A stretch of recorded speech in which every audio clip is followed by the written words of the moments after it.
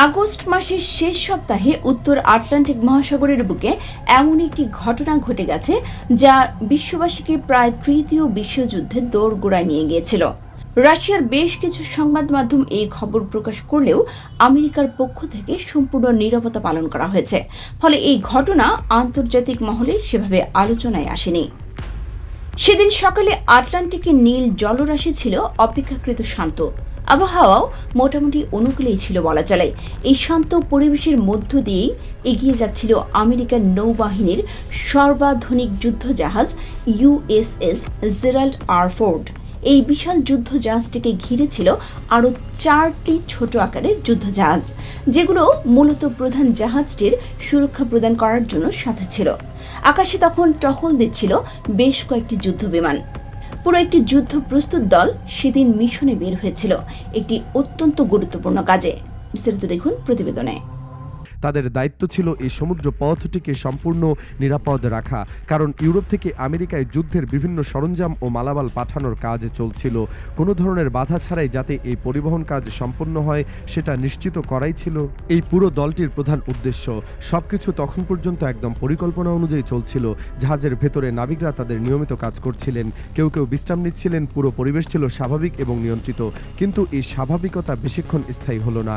আকাশে টহলরত একটি যুদ্ধবিমানের পাইলট প্রথম অস্বাভাবিক কিছু একটা লক্ষ্য করলেন। তার বিমানের রাডার স্ক্রিনে অপরিচিত একটি সংকেত ধরা পড়ল। প্রথমে তিনি ভাবলেন হয়তো যান্ত্রিক কোনো ত্রুটির কারণে ভুল সংকেত দেখাচ্ছে, কিন্তু সংকেতটি অদৃশ্য হওয়ার বদলে বরং আরও স্পষ্ট হয়ে উঠতে লাগলো। এবং সবথেকে উদ্বেগজনক বিষয় হলো এই অজানা বস্তুটি ধীরে ধীরে এগিয়ে আসছিল আমেরিকান জাহাজের দিকে। পাইলট তৎক্ষণাৎ যুদ্ধজাহাজের কন্ট্রোল রুমে এই তথ্য জানিয়ে দিলেন। কন্ট্রোল রুমে বসে থাকা অফিসাররা নিজেদের যন্ত্রপাতি দিয়ে পরীক্ষা করতে শুরু করলেন। মাত্র কয়েক মিনিটের মধ্যেই তারা নিশ্চিত হলেন যে এটি কোনো সাধারণ যুদ্ধজাহাজ বা মাছ ধরার নৌকা নয়, এটি একটি সাবমেরিন। এবং শুধু সাবমেরিন নয়, এটি রাশিয়ার একটি পারমাণবিক শক্তিচালিত সাবমেরিন যা সরাসরি আমেরিকান নৌবহরের দিকে এগিয়ে আসছে। এই সাবমেরিন সম্পর্কে আমেরিকান নৌবাহিনীর কাছে বেশ কিছু গোপন তথ্য ছিল।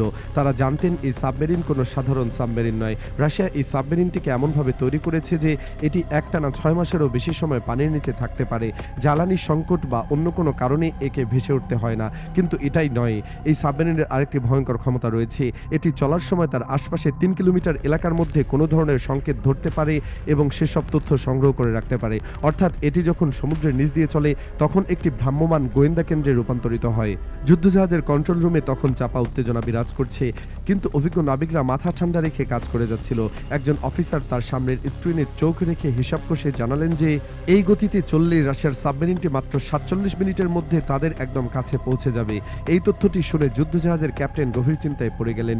তিনি কোনো ধরনের ঝুঁকি নিতে রাজি হননি, কিন্তু একই সাথে তিনি চাইছিলেন না অযথা কোনো সংঘর্ষ বাধক। ফোর্ড যুদ্ধজাহাজের নিজস্ব একটি নিরাপত্তা প্রোটোকল রয়েছে।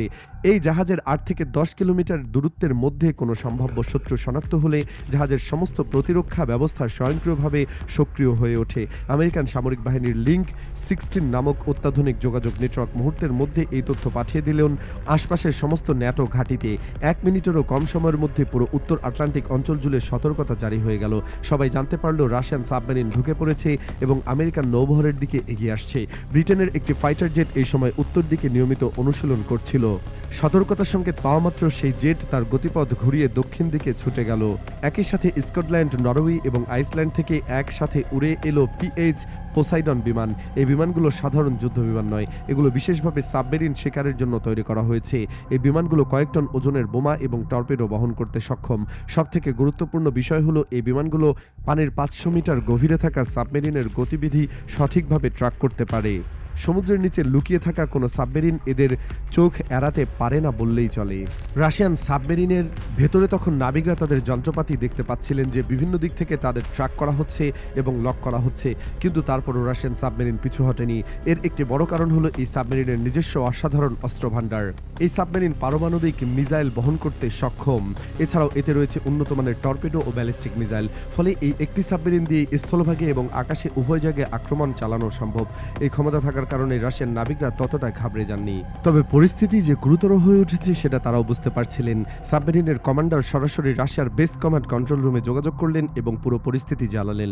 রাশিয়া থেকে খবর পাওয়া মাত্রই দুটি MiG-29 এবং একটি Su-57 যুদ্ধ বিমান সমুদ্রের দিকে রওনা হলো। এই বিমানগুলো রাশিয়ার সবচেয়ে আধুনিক যুদ্ধ বিমান এবং এদের ক্ষমতার সম্পর্কে পশ্চিমা দেশগুলো ভালোভাবে অবগত। এদিকে ফোর্ড যুদ্ধজাহাজের চারপাশে থাকা ছোট জাহাজগুলো প্রতিরক্ষামূলক অবস্থান নিতে শুরু করলো। আকাশে পোসাইডন বিমানগুলো গর্জন করতে শুরু করলো। একটার পর একটা সোনার বয় পানিতে ফেলা হচ্ছে। এই সোনার বয়গুলো পানির নিচে বিশেষ ধরনের শব্দ তৈরি করে এবং সেই শব্দের প্রতিধ্বনি বিশ্লেষণ করে সাবমেরিনের সঠিক অবস্থান নির্ণয় করে। রাশিয়ান সাবমেরিন তখন প্রায় 4 দিক থেকে ঘেরাওয়ের মধ্যে পড়ে গেছে। ঠিক সেই সময় আমেরিকান যুদ্ধজাহাজের রাডারে ধরা পড়ল রাশিয়ান যুদ্ধবিমান তাদের দিকে এগিয়ে আসছে। এই খবর পাওয়া মাত্র ফোর্ড যুদ্ধজাহাজ থেকে দুটি F-22 র্যাপটর বিমান আকাশে উড়ে গেল রাশিয়ান বিমানগুলোকে আটকাতে। F-22 র্যাপটর বিমানগুলো পঞ্চম প্রজন্মের স্টেলথ যুদ্ধবিমান এবং আধুনিক যুদ্ধবিমানের মধ্যে অন্যতম সেরা বলে বিবেচিত হয়।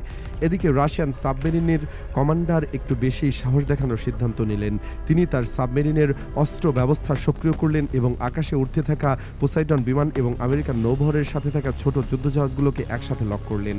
এর অর্থ হলো যে কোনো মুহূর্তে তিনি মিসাইল ছুড়ে দিতে পারেন। যুদ্ধ বিমানে থাকা পাইলট এবং যুদ্ধজাহাজে থাকা নাবিকরা তাদের যন্ত্রপাতিতে দেখতে পেলেন যে তারা লক হয়ে গেছে। এই লক থেকে বের হওয়ার আর কোনো উপায় তাদের হাতে নেই। আকাশে তখন এক অভূতপূর্ব দৃশ্য তৈরি হলো। রাশিয়ার MiG-29 এবং Su-57 বিমানগুলো সরাসরি ব্রিটেন এবং স্কটল্যান্ডের যুদ্ধ বিমানগুলোর সামনে এসে দাঁড়ালো। দুই পক্ষই মুখোমুখি অবস্থানে। ব্রিটিশ এবং স্কটিশ পাইলটরা খুব ভালো করেই জানতেন রাশিয়ার এই যুদ্ধ বিমানগুলোর ক্ষমতা কতটা ভয়াবহ। সরাসরি সংঘর্ষে যাওয়া চরম বোকামি, তাই তারা কিছুটা পিছিয়ে আসতে বাধ্য হলেন। সমুদ্রের বুকে এবং আকাশে উত্তেজনা তখন চরম পর্যায়ে পৌঁছে গেছে। একটি ভুল পদক্ষেপ, একটি ভুল সিদ্ধান্ত সবকিছুই বদলে দিতে পারে। দুই পক্ষের হাতেই পারমাণবিক অস্ত্র রয়েছে। কোনো পক্ষ আক্রমণ শুরু করলে পাল্টা আক্রমণ আসবে, এটা নিশ্চিত, এবং সেই আক্রমণ প্রতি আক্রমণ কোথায় গিয়ে থামবে সেটা কেউ বলতে পারে না। ঠিক এই মুহূর্তে আমেরিকান কেন্দ্রীয় কন্ট্রোল রুম থেকে একটি নির্দেশনা এলো, পরিস্থিতি ঠান্ডা করতে হবে, সরাসরি সংঘর্ষে যাওয়া যাবে না। যুদ্ধজাহাজের ক্যাপ্টেন এই নির্দেশ পাওয়ার পর রাশিয়ান সাবমেরিনের সাথে যোগাযোগ স্থাপন করলেন। তিনি জানালেন তাদের নৌবহর আন্তর্জাতিক জলসীমার মধ্য দিয়ে যাচ্ছে এবং তারা তাদের পথ কিছুটা পরিবর্তন করে নেবে। রাশিয়ান সাবমেরিনের কমান্ডার বুঝতে পারলেন পরিস্থিতি আর বাড়ানো উচিত হবে না। তিনিও তার অস্ত্র ব্যবস্থার লক প্রত্যাহার করে নিলেন। ধীরে ধীরে উভয় পক্ষই তাদের আগ্রাসী অবস্থান থেকে সরে আসতে শুরু করলো। আকাশে যুদ্ধ বিমানগুলোর নিজ নিজ ঘাটির দিকে ফিরে যেতে শুরু করলো। সমুদ্রের বুকে যে তীব্র উত্তেজনা তৈরি হয়েছিল সেটাও ধীরে ধীরে প্রশমিত হতে লাগলো। এই পুরো ঘটনাটি বিশ্লেষণ করলে একটি বিষয় স্পষ্ট হয়ে ওঠে, দুই পক্ষই যদি আগে থেকে আলোচনা করে নিতেন তাহলে এই ধরনের উত্তেজনাপূর্ণ পরিস্থিতি তৈরি হতো না। কিন্তু উভয় পক্ষে নিজেদের শক্তি প্রদর্শন করতে গিয়ে এমন একটা অবস্থান তৈরি করে ফেলেছিলেন যেখান থেকে ফিরে আসা অত্যন্ত কঠিন হয়ে পড়েছিল। রাশিয়া এবং আমেরিকা দুটি দেশে বিশ্বের পরাশক্তি। দুই দেশের কাছে বিপুল পরিমাণ পারমাণবিক অস্ত্র রয়েছে। এই দুই দেশের মধ্যে সরাসরি যুদ্ধ বাঁধলে তার পরিণতি হবে ভয়াবহ। শুধু এই দুই দেশ নয়, পুরো বিশ্বই সেই যুদ্ধের আগুনে পড়বে। সম্ভবত এই কারণেই শেষ পর্যন্ত উভয় পক্ষে পিছু হটেছে। কেউই চায়নি পরিস্থিতি সত্যিকারের যুদ্ধে রূপ নিক। এই ঘটনার পর রাশিয়ার বেশ কয়েকটি গণমাধ্যম এই খবর প্রকাশিত হয়েছে। তারা এই ঘটনাকে আমেরিকান আগ্রাসনের বিরুদ্ধে রাশিয়ার শক্তি প্রদর্শনের হিসাবে উপস্থাপন করেছে। অন্যদিকে আমেরিকান কোনো সংবাদ মাধ্যম এই ঘটনার কোনো উল্লেখ করেনি। সম্পূর্ণ নীরবতা পালন করা হয়েছে। এই নীরবতার কারণ কি তা স্পষ্ট নয়। হয়তো আমেরিকা চাইছে না এই ঘটনা নিয়ে বেশি আলোচনা হোক, কারণ এই ঘটনায় তাদের কিছুটা পিছু হটতে হয়েছে বলে মনে হতে পারে। যাই হোক, এই ঘটনা থেকে একটি বিষয় পরিষ্কার হয়ে গেছে, বর্তমান বিশ্বে দুই পরাশক্তির মধ্যে সম্পর্ক কতটা নাজুক অবস্থায় রয়েছে। যে কোনো সময় যে কোনো জায়গায় এই ধরনের উত্তেজনাপূর্ণ পরিস্থিতি তৈরি হতে পারে এবং প্রতিটি ঘটনায় বিশ্বকে যুদ্ধের দিকে একটু একটু করে ঠেলে দিচ্ছে।